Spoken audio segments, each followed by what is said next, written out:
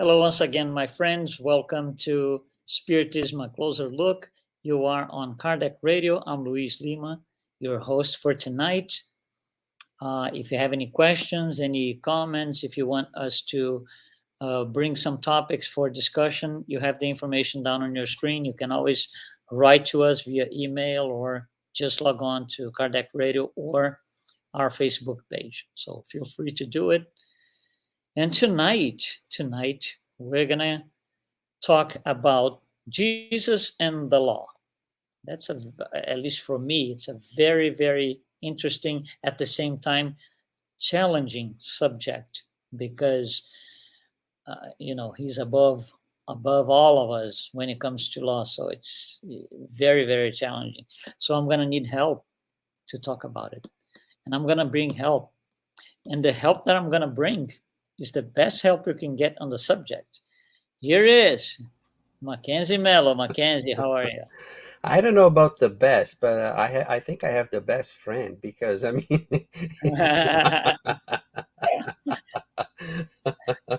uh, thank you, Luis, for inviting me. It's really good to be here on your Wednesday's show from Kardec Radio. It's a pleasure to be here and to talk about this topic, isn't, Jesus and the law. isn't it challenging? It is for me, isn't it? A beautiful topic. It is, and maybe so that we can already start talking about it. I'm Maybe listening. that's why Kardec put it as the first chapter of the Gospel according to Spiritism, Right. Hmm. and which is very, very sane. And knowing how Kardec was organized and how everything that he does has a purpose and has an objective, has A a method. final goal, a method, and we see this on all books actually. In the Gospel according to Spiritism, actually being in the middle of the five big books of the codification is very, very sane, right? We came from the Spirit's book with all the parts and all the books within the book, right? Mhm. Which Mhm. they close a cycle within itself, and then he expands this cycle outside of the Spirit's book into the other books, and of course, without forgetting, and Luis said that I am the best to talk about this. I'm going to tell you that, and I told this to him already, and I think I mentioned it here in another program too. One of the best lectures or the best studies about the codification as or the body of work of Kardec was from Luis when he put together like a study showing how important it is also the Spiritist magazine into this study of Spiritism too, showing how big and wide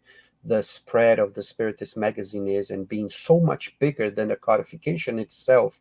So we have lots of stuff to talk about, but it's very interesting that, and then you go to the medium's book where we have a method inside, and there's a Mhm. chapter Yeah. also talking about methodology of studying, and then we go to the Gospel according to Spiritism, and we start the book, the chapters, not the books. We're not going Yeah. to talk about Yeah.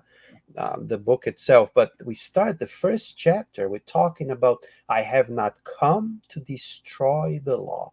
And that's how Kardec starts the book, which is, like I said, very sane, not only about Spiritism itself, because that's one of the goals of Kardec, is showing to everybody that we're not here to destroy the moral and ethics of whatever came before us, but we didn't come just to say the same things that was said before.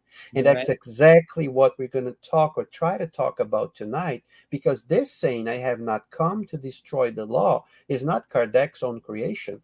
That's Jesus telling us, Jesus. Yeah. right? He comes and tells us, or the ones at the time who were listening to him, once again in the moral compass of the whole New Testament, which is the Sermon on the Mount, right at the beginning. Well, a little bit in the Sermon on the Mount, because he starts with the uh, um, how do we say it in English, Luis? The Bem-aventuranças. I forgot the name. Yeah. So he comes with, blessed are those who, Blessed with are. the blessings, right? Blessed are those Yes. who, blessed are those two. And right after that, he says this, I have not come to destroy the law. Mm-hmm. Why did he say that? And that's one of the things that we need to talk about is what is the law that he's talking about, Exactly. right? Because that's a big point. And right after he says that, he's going to come with some topics showing what the law that he's referring to is, and then he will say, "But I say to you." So he puts a but Yeah. there. He Yeah. puts a however. He puts Mm-hmm. like, "I say differently." But what is interesting about this saying differently is that he's not destroying it, but he's going deeper in the law. Mm-hmm. He's getting what it was said before and saying it again, but saying it in a way that makes it even harder to follow the law. So Yeah. that he is, and like I like to say this, it's like when we are watching the Olympics, right? And we have the somersault, I guess. I can't remember the names of these sports, but it's the pole vault, I think, where you Mm-hmm. come running with the Right. pole, and then you hit the ground, and then you jump over that Jump. Yeah. bar. So what Jesus is doing is he's, as we say in English, he is raising the bar. Yeah. He is raising the bar, Yeah. but he put the bar at such a high level that it looks to a certain point to be almost impossible to do it. But that's how he wants us to understand that there's a long way for us to go, that we can do, but we need, like we said the last time we were here a while ago, we need to practice, we need to do. We cannot be just sitting down waiting for our chance. No, we have to keep practicing. We have to be active, or be proactive, if some people Proactive. prefer, Yeah. because being proactive is being active before being active, right? Mm. It's Right. preparing yourself to be prepared. So whenever it happens. So, what is this law then that he's talking about? Is he talking about the law of Moses, let's say, of the time, or the law of the Romans at the time, the law of Jerusalem, of the Jews? He's talking about our laws today. What is the law that he's talking about? And Of understanding that makes a whole difference yeah, because you yes, it have an entire concept of what is said based on the law. If you focus on the wrong law, your entire interpretation is going to be wrong. So, yeah, go yeah, ahead. exactly. I mean, we can go back in this country to the 60s, for example, or the 50s, where black people, right? Today we call them African American, but some of the black people prefer to be called black people instead of African American, because they don't refer to themselves as Africans.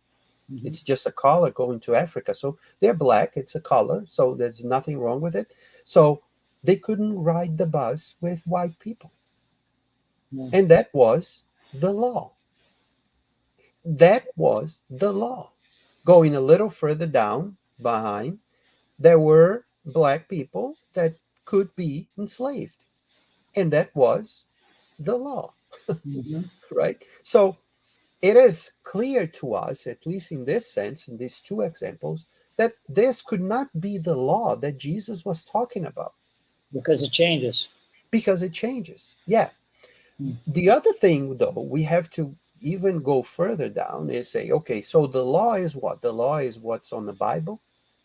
For the Jews at the time, there was no Bible. This name was Right. not invented there. It was the Torah, or the oral tradition, and the writings of the old prophets, and so on. So is it that law that Jesus is talking about? Because there are some weird things there too. There are Mm-hmm. some very weird things on that law too. And is it about that law? It is about a book law that Jesus is talking about. And of course, if we just spend just a few seconds thinking about it, if we really want to think about it, not if we still want to be to have prejudice against other religions, or if we want to be fundamentalist, or only my book, the book that I follow, is the right one. So if I'm not going that path, and I want to really to think about it, I'm going to think about it and say, no, that's not the law that Jesus is talking about. Because it cannot be, because this law that he's talking about, it needs to grasp, it needs to involve, it needs to fit everybody, everywhere, at any time, Universal. universally. It needs to be universal. It cannot be localized, because local costumes, local traditions will generate local laws, Yeah. Tribal. tribal laws, exactly. And then if we go a societal law, right, there's Yeah. big societies today there, we cannot even consider tribes anymore, but Mhm. they're that still kill based on the law. And Yeah. unfortunately, this country still kills based on the law. Not the whole country, but some Some states still states. have Yeah. the same the law itself. And and and what is interesting to me is that there's a law in the book that most of these people that still kill based on the law, there says, do not kill, or thou shalt not kill. Not kill. Yeah. Therefore, but the law, the local law, still kills. So it is very interesting to think about these things and then say, how and why are we still supporting this type of law? So Jesus was not supporting this type of law. And that's what is really interesting for us to go deeper in what he's saying, because, I can create a law and say, oh, Jesus says I didn't come to destroy the law. And then, so if is not going to destroy the law, he's not going to destroy my law. But my law only applies to myself and Yeah. not everybody else. So he would Personal. not Yeah. support that law. Yeah. It's personal. It's personal, it's individual, it's not for the collective group of universal spirits Hmm. that are living here and that are living elsewhere, where we don't even know, right? What I find, Right. creating a parenthesis here to make maybe people think about this, right? I asked this one time in the Spiritist Center, and it says, hey, so if we go if we are reincarnated in a different planet for whatever reason, and am I gonna meet Jesus there? What book am I gonna read? Am I gonna read Matthew, John, Luke? Yeah. No. John, Luke, Matthew, and Mark, they were spirits that were incarnated in this earth in a specific time that generated the book that we call the New Testament. In a Right. different planet, in a different situation, it will be a different person. It will not be written the same way with the same words, but the idea behind the law will be the same. With Mhm. what is this law? Is the law, and we want to call it whatever we want to call it. No, Kardec divided the moral laws in the More or spirits less. book, right, in 10 different laws. And he even asks the spirits, right, said, is this like 10, this division is good, and what do they say? This looks like the 10 commandments, but the number, it doesn't matter. I mean, whatever, if you want to divide it in 5 or in 20, they are more specific and they're more wise than I am. They Yeah. say differently, but that's basically what they want to say. I mean, the division doesn't matter. Yeah. If it's good for us to understand how the moral laws work, that's perfect. I mean, take those 10, which is actually are 12, right? Because the last one is three laws, right? So Three and it ten. it is interesting to see how Kardec, even divided in 10, he said, no, 10 is not good, but I'm not going to create an 11 and a 12. So let's keep it 10, but let's put two together, three together, so that we can, try to show people that the number is not important. What's important is the understanding behind the law. So Mhm. when Jesus says, I didn't come to create to destroy the law, he says, okay, here it is what you heard. And then he gives a few examples, which is also something, Luis, that always makes me think about. Kardec, when he talks about the subdivision of worlds, right? And then we talk about in this planetary transition that a lot of people talk about these days. Oh, we're in the world of regeneration, or the divine worlds, happy worlds, whatever. He says divides in five parts.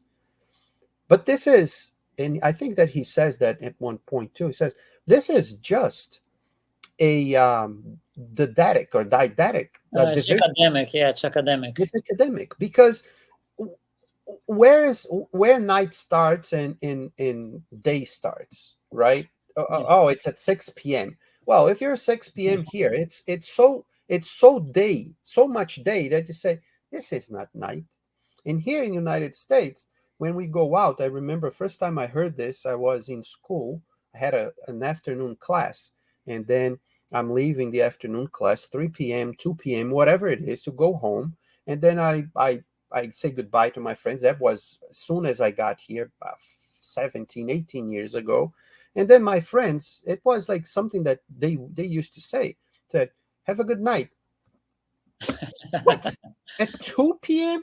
Why are you saying have a good night? But it's normal. Everybody says that here. It's It's like, cultural. Yeah. right? It's cultural. So what is night, right? What is night? What is day? It's the same thing. I mean, why are we still in the expiation world? Are we in regeneration? It doesn't matter. What matters is how are we in that process. I can be here, but be upfront. I can be here, but not be so ahead of how I think I was.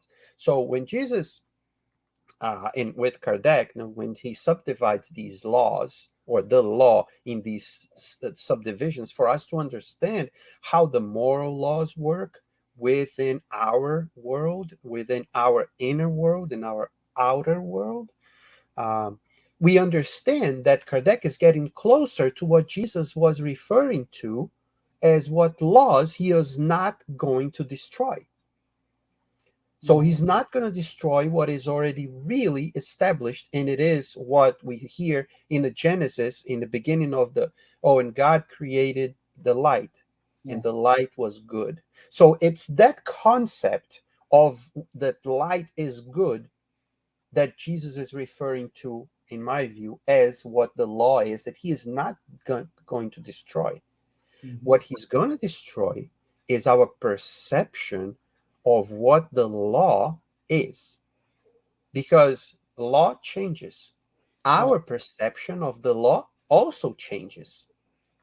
What we thought it was correct a few years ago, we might not see as correct now.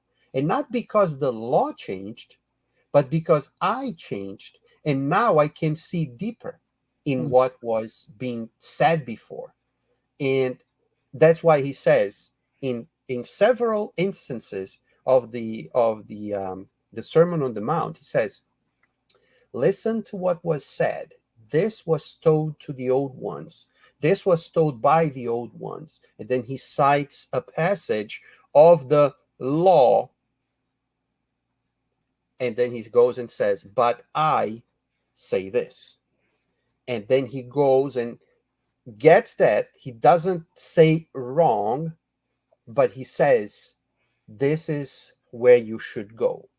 This is going deeper in that thought. This is going deeper in that law that you only were able to see a little light, because that's your capability of seeing is just through this very tiny slit. Yeah. Jesus is just opening up and saying, okay, so here's a little more for you to see. Maybe later on you'll be able to see even more. And that's where things start to get complicated, because once we start to see more, once we start to wise up, not only mentally or intellectually, but also, from feeling, from heart, we start to say, oh my God, this is so tough. My jump will need to get so much better, so much better than what I'm jumping right now. So I don't know if you want to interrupt or not. I have a few more things to say. No, go ahead. Go ahead. I'll say something at the end. Okay, so when he says, I'm going to cite like one or two because we're not going to have time to talk about all of them, but he says, um, for example, we talked about do not murder, right? We talked about the Ten Commandments, and when it says one he says, you have heard that it was said to our ancestors, do not murder, and whoever murders will be subject to judgment. And then he comes and says, but I tell you. So, what is he saying? And here's another thing that I'd like to point out. We're talking about Jesus. We're not talking about Mackenzie. We're not talking about Luis. We're not talking not even about Kardec or any other person that we know of. We're talking about Jesus.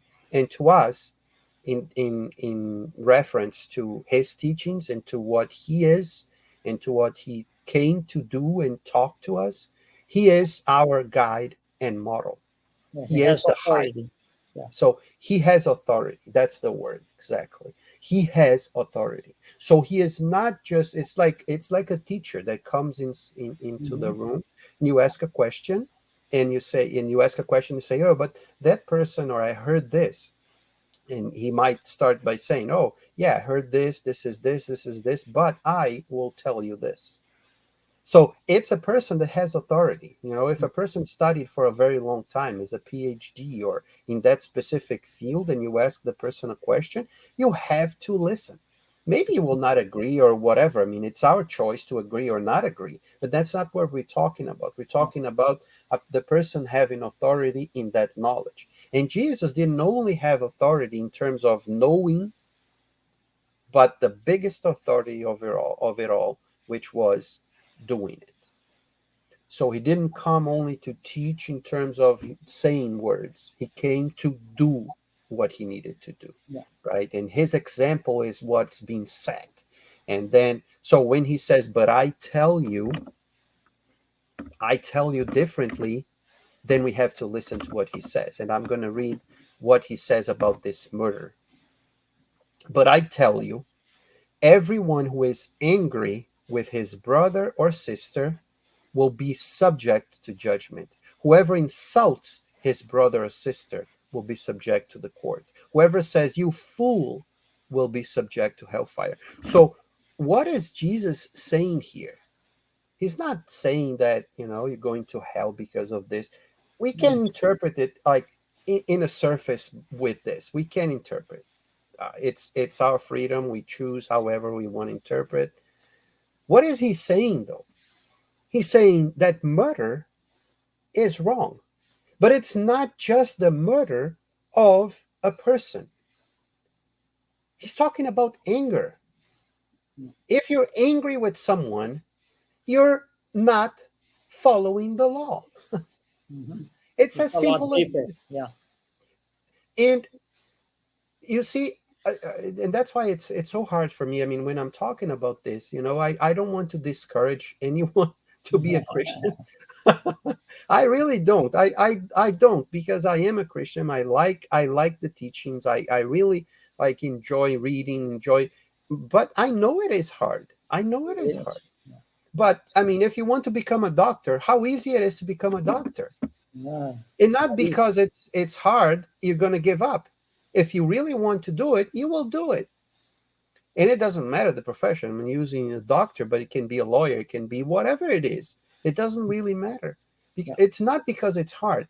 It make sense though, and that's when we okay. So, do I want to be a Christian? Mm.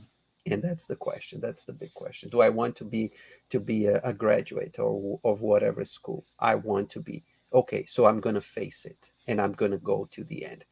And it might take a while. It might take longer than I expect, but I will do it. How many moms do we know that have one kid, two kids, and they have to leave school behind when Yeah. the kids are grown up or whatever, they go back and they finish their school. Yeah. It's if I want. It is if I want. So Jesus is inviting us to say, hey, I know it's not easy. But if you really want to be a disciple, if you really want to be a better person, if you really want to help this world become a better place, like I am doing, and you want to join me with this, let's do this. Let's do this. So I didn't come to destroy the law. So don't look at me as if I am a revolutionary just to be a revolutionary, to be different than any. No, I'm not. I'm here to show you that it is possible to do it, to show that we can do it. So Mhm. it's murder, it's wrong. What type of murder? I remember listening to this teacher of mine when I was young at the Spiritist Federation in Natal, and one day she said, and of course to the kid that I was, and she said to everybody, the same range. She says, oh, so the thing that you said to your friend out there, don't you think that what you said just killed his happiness, just killed his will to do what he wanted to do? And everybody looked at it and said, yeah. So thou shalt not murder. Yeah, that's a layer number two. It's It another says, layer. oh my God, Yeah. how many times have we killed the will of someone to do Oh, something that was good? all the time we do that. So Jesus is actually inviting us to really think deep on these things. And so when he says, I have not come to destroy the law, he's saying, I came to show you how deep this law goes, and Yeah. that you need to go step by step. But one day you will get to that point. First, you don't murder physically, which we still Hmm. do. Hmm. But if you don't do it anymore, go to the next step and don't murder other things that you don't need, you should not be murdering. Right, And being then aggressive. Yeah. so just to cite another one that I find interesting, because it brings something else that I want to say at the end. It says, you have heard that it was said, that's chapter 5 of Matthew, item verse 43. You have heard that it was said, love your neighbor and hate your enemy. We all, heard this before in spiritist talks or whatever. We Hmm. now thou shalt not love love your neighbor as you love yourself. He will say later, and then in that he says, and hate your enemy. And then he says, but I tell you once again, love your enemies. And we have an item on the Gospel according to Spiritism that talks about this, right? Right. And pray for those who persecute you, so that you may be children of your Father in heaven. For if you love those who love you, what reward will you have? If I do good to those people who do good to me, we're at the same level. Yeah. And it's not wrong, and we should be doing it. But if I don't love the other one who doesn't love me, if I do the same, am I not the same as as the other Yeah. person anyways? So, but what I find interesting in this, Louise, and this is just like to open up a can of worms or Pandora's box here, Uh-huh. right? When you get to the Bible and you go and you check what Jesus says, if you get a good Bible, you see that they put like footnotes, Yeah. and then they point on the footnotes where it was said before, what Jesus is referring to. So you can go back and check in Deuteronomy, Leviticus, Numbers, whatever, get books in the past. And in this saying, what I find very interesting is that love your neighbor, and you press it, and then it will say where it was. It's Leviticus 19:18. So it was taught in the Old Testament. So Hmm. this is not a Jesus teaching. This is the law teaching, right? He's But reinforcing. Yeah. yeah, he's reinforcing. But then the next sentence that he says is, and hate your enemy. So he's saying that he heard that. He's saying that this was being taught. But what Hmm. is interesting is that this hate your enemy, there's no footnotes to it. It is not said in the Old Testament. And what researchers found after the um, the manuscripts of the Dead Sea Scrolls were Hmm. found, there was this community of people that follow Judaism, and in some of these manuscripts, they were saying or kind of teaching that there would be the enemy of light, and that they should fight and hate this enemy of light. So some people that are studying these manuscripts are say that that's where Jesus probably heard these teachings from, because Yes. this is Yeah. not on the law, but It was, he was it was maybe a verbal thing running around from exactly, it came from the Essenes. Yeah. yeah. And so he was listening to everything that was around to teach us and people at the time based on the what they were living around. So he's not disconnected from reality. He's connected to what's going on around him. And he says, hey, look, pay attention. That's what you've been hearing. But I'm going to say, I'm telling you, love your neighbors is important, but loving your enemies is also important. Mm-hmm. Don't listen to what people are trying to say, that if you love your neighbor, you hate your enemy. No, you're Yeah. not going to be different than your enemy if you hate them. So once again, he grabs the bar that was right here, and maybe I was already like being able to cross it with just like one step. Now he picks up the Yeah. bar and then puts it All here. the way up. Yeah. Now I can't just like cruise through it. No, I have to work hard. So Yeah. being a Christian, it is tough. It is worth being a Christian. It is challenging, and maybe because it is challenging, once we realize we were able to achieve certain goals, personal inner goals, we say, oh, that's good that I'm doing this.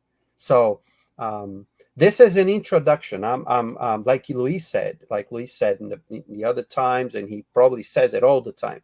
30 minutes is just an introduction. There's so much more in this section of with Jesus and the law, and Jesus and these I say, I shall say, the old ones did this. We could be talking here for hours, but it's time, Luis. I'm sorry to have extended a No, little no, bit. no. That's good. It's necessary. I'm sure the audience, just like me, we get thrilled with things like this and detailed studies like this, because that's where the knowledge comes from going in, from diving in each sentence or each phrase and pulling off the real meaning. So, yeah, absolutely beautiful and brilliant. So, thank you, Mackenzie, once again for accepting the invitation. And obviously, we're going to be here more times talking about different things. That's true. Okay? Yeah, I'm always here. Love being here with you, being part of Kardec Radio. Once again, it's awesome to be here, just spreading the word, spreading the love. And spreading the law too. Yeah, yeah, that's Okay. true. All right. Thank you so much for following us here at Kardec Radio, Spiritism, a closer look. We will be here next week, Wednesday at 7 p.m. Eastern Time.